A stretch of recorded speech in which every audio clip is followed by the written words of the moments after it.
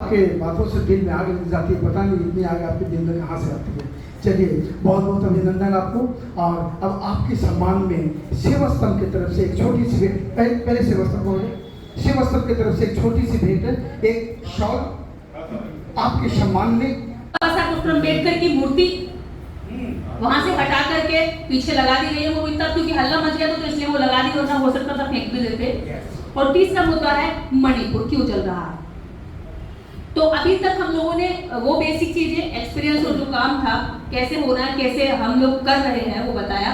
अब मैं पहला ये बात की, जो बाबा है भोले बाबा, उसके यहाँ जो लाखों लोगों की भीड़ गई, वो लाखों लोगों की भीड़ एक तो इस बात पे टारगेट की गई, मीडिया ने ये लगातार बताया कि वो बाबा सूरजपाल जाटव, उसके नाम के पीछे टाइटल जोड़ा गया सूरजपाल जाटव। इस देश के अंदर 99.9% बाबा ब्राह्मण हैं। देवकीनंदन ठाकुर है, धन सदगुरु है, वो जितने भी बाबा हैं सबका, इनका रोजगार ही ब्राह्मण वर्ग का रोजगार है। लेकिन कभी किसी बाबा के नाम के पीछे ना मीडिया ने ना नेता ने कभी भी उसकी जाति का टाइटल नहीं लगाया, पर इस बाबा की जाति के पीछे टाइटल लगाया गया।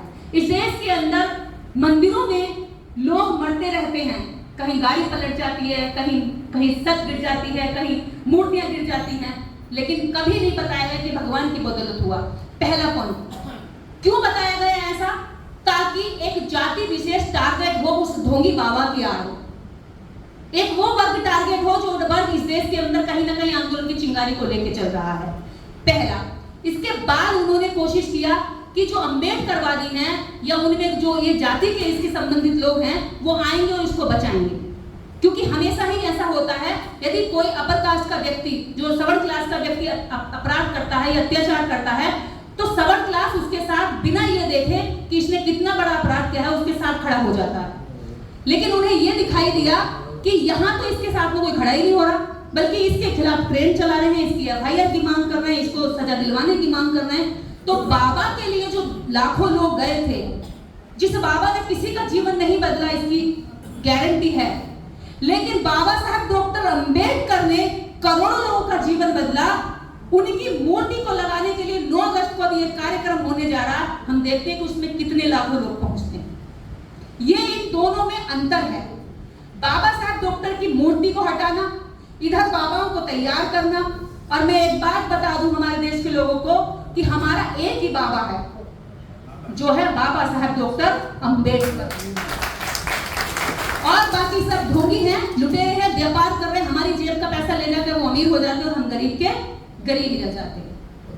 तो जो ये बाबा हैं, इन बाबाओं के लिए एक कानून बनना चाहिए। नागपुर में, महाराष्ट्र में अंधश्रद्धा उन्मूलन एक कानून है, और हम लोगों को ये मांग करनी चाहिए कि पूरे भारत के अंदर अंधश्रद्धा उन्मूलन कानून लागू किया जाए, और बाबाओं की जो स्पीच है उसकी भी लिमिट बताई जाए कि वो क्या बोल सकते हैं और कितना बोल सकते हैं। अगर वो किसी का इलाज करने का दावा करते हैं तो इलाज करके दिखाएं, तो देश को हम मान जाएंगे कि इन बाबाओं की देश को कोई जरूरत है।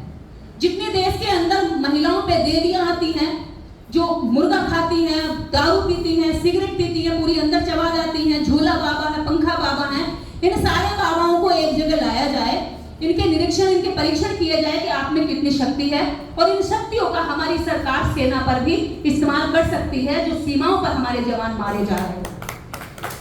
और इन बाबाओं का जो स्पीच है, जब हम देश के नागरिकों की स्पीच पर एक लिमिट है कि हम वो बोल सकते हैं जो इस देश की प्रगति में काम आए, जो मानवता में काम आए।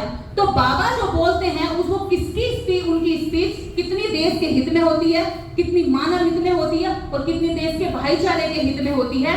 तो इन स्पीचों की भी एक लिमिट होनी चाहिए कि बाबा इतना बोल सकते हैं, अगर इसके आगे क्रॉस किए तो उसकी भी सजा होनी तय की जाए। तो हमें पहले तो भारत में अंधश्रद्धा उन्मूलन कानून की मांग करनी चाहिए। आज इस सभा से अगर हम सब सहमत हैं इस बात से, तो क्या हम इस मांग को उठा सकते हैं? क्या सब लोग सहमत हैं? हाथ उठा के। क्या देश में अंधश्रद्धा उन्मूलन कानून होना चाहिए? ठीक है, हम इसके मांग करेंगे, और हम जो भी लोग संगठनों के अध्यक्ष हैं वो अपने अपने लेटर पैड पर राष्ट्रपति को भी इसका लिख कर देंगे। ठीक है, ज्ञापन भी दिया जाए कि हम ये चाहते हैं इन बाबाओं का भी इस्तेमाल देश में हो। ये जरूरत से ज्यादा बढ़ रहे हैं, जब इतनी बड़ी संख्या में ये हैं तो देश हित में क्यों ना इसका यूज किया जाए? क्यों हमारी सरकार इनको बेकार छोड़ रही है? क्यों इनकी कीमत को नहीं समझ रही है? अगर वास्तव में इनमें शक्तियां हैं तो उनका यूज किया जाए। देश के अंदर फिर हॉस्पिटल बंद करके इन्हीं के यहाँ जाए सारे नेता इलाज कराने। जब नेताओं को वोट चाहिए होता है, भीड़ को वोट में कन्वर्ट करना होता है, तो नेता बाबा के सत्संग में बैठ जाता है और पैर छू लेता है। लेकिन जब नेता को अपना इलाज कराना होता है तो देश के एम्स में कराता है या फिर लंदन जाता है, विदेशों में जाता है। क्यों? क्या ना श्याम आनंद ने महाराष्ट्र के अंदर ये कानून बनाया है, हाँ। मुकदमा भी किया है, उसके बाद में भी कोई कार्रवाई नहीं हुई, वो दोबारा आया था। बिल्कुल, बागेश्वर धाम के लिए, बागेश्वर धाम को चैलेंज किया था श्याम मानव जी ने नागपुर में। 11 दिन के लिए आए थे, 3 दिन में ही भाग गए। हाँ, वो उन्हें पता था, चैलेंज एक्सेप्ट नहीं कर पाए थे। तो श्याम मानव जी ने, और श्याम मानव जी की वजह से हमें ये पता चला कि नागपुर में अंधश्रद्धा उन्मूलन कानून है, वो पूरे देश के लोगों ने जाना। तो श्याम मानव जी को भी मैं आभार व्यक्त करती हूँ कि उनके पिताजी ने ही अपनी संस्था के माध्यम से ये कानून लागू करवाया था, कानून बनवाया था, उसकी मांग की थी और महाराष्ट्र की सरकार को मानना पड़ा था। तो क्या हम पूरे देश की जनता एकजुट होकर ये मांग नहीं कर सकते? है ना? हम ये नहीं कह रहे कि हम बाबाओं के खिलाफ है, लेकिन हम ये कह रहे हैं कि बाबाओं पर जो शक्तियां हैं, जो बाबाओं के पास वो जो चैलेंज करते हैं देश में, अगर भूत है, प्रेत है, तो अच्छी बात है ना, बीमारियां हटा देते हैं, कैंसर तक, टीबी तक, बहुत बड़ी बड़ी मरीजों को ठीक करते हैं, फूंक मार के करते हैं। कुछ तो ऐसे हैं जो मतलब अजीबोगरीब तरह के करते हैं, तो ठीक है, करिए, अच्छी बात है। देश में बीमारियां भी इतनी हैं, विदेशी लोग तो एंटीडोज ढूंढते रहते कोरोना का, लेकिन बाबा के पास कुछ नहीं मिला।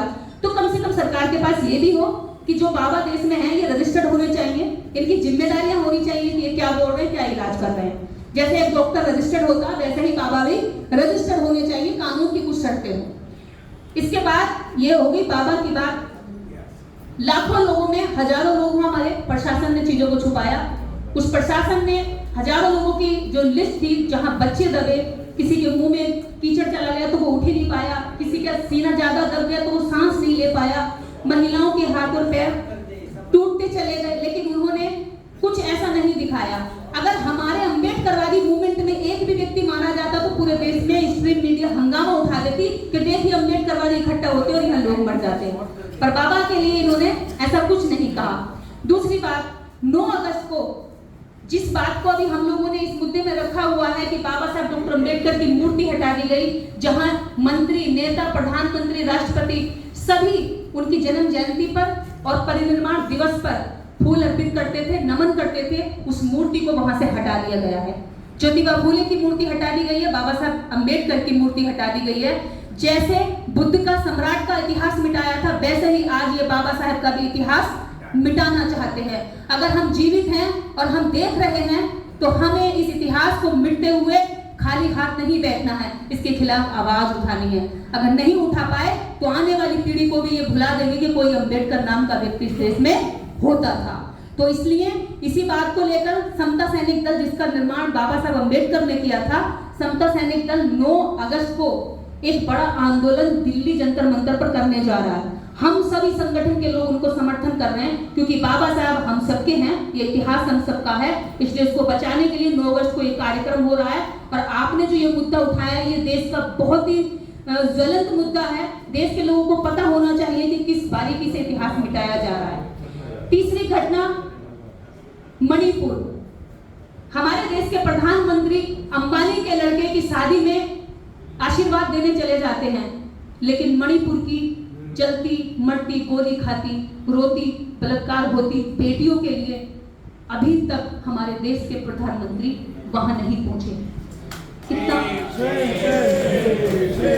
कितना सेंसिटिव मुद्दा है, कितना सेंसिटिव कि आप बाहर विदेशों की यात्रा कर सकते हैं, लेकिन अपने ही देश की सीमा के अंदर रहने वाले लोगों में आपसी झगड़े हो रहे हैं, मर रहे हैं। कुकी और मैथी समाज वहां पर एक दूसरे में अगजनी कर रहा है, घरों को फूंक रहा है, सोते हुए पूरे परिवारों को जलाया जा रहा है। लेकिन हमारे देश के पीएम पर इसका रत्ती भर असर नहीं हो रहा है, मीडिया इसका नाम नहीं ले रही है, और हम लोग बैठकर बस ये देख रहे हैं कि मीडिया नाम लेगी, पीएम जाएंगे, और देश की नजर ये टिकी हुई है कि कभी तो वो बयान देंगे।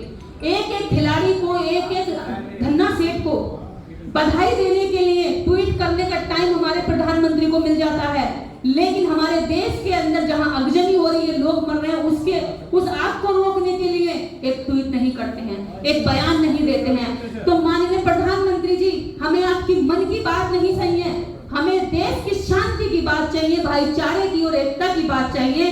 आज अगर देश में महिलाएं इस तरह से जब नारा दिया जा रहा है कि बेटी बचाओ बेटी पढ़ाओ, वहां आपके ही राज्य में जब बेटियां मारो और बेटियों को जलाओ वाला मणिपुर आपके सामने उदाहरण है, तो फिर आप पे हम कैसे अगली बार विश्वास कर सकते हैं? क्या देश के लोग आपके धोखा खाने के लिए आप पर बार-बार विश्वास करें? ये सवाल है। हम इन सभी मुद्दों को लेकर के देश के समस्त लोग अपने सोशल मीडिया पर उठाएं। जनता सबसे बड़ी ताकत होती है। पीएम मजबूर हो सकते हैं। पहली बात कि अंधश्रद्धा उन्मूलन कानून के लिए हम आवाज उठाएं ताकि लोगों को जागरूकता बढ़े और लोग इसका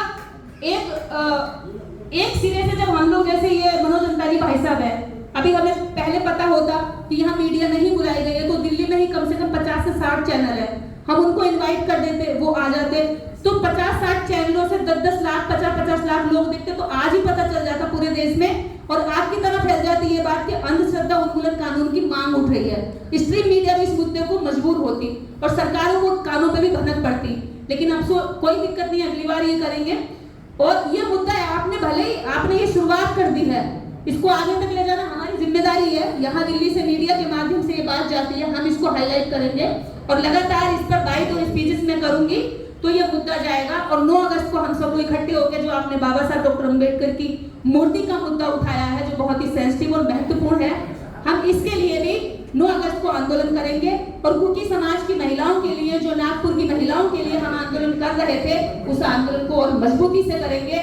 बस इतना ध्यान रखना है कि हम एक दूसरे की ताकत बने, एक दूसरे का साथ दें और बुरे ताकतों के खिलाफ लड़ने के लिए हम हमेशा तत्पर रहें, कतई भी न डरें न झुकें। जय भीम, जय भारत, जय संविधान।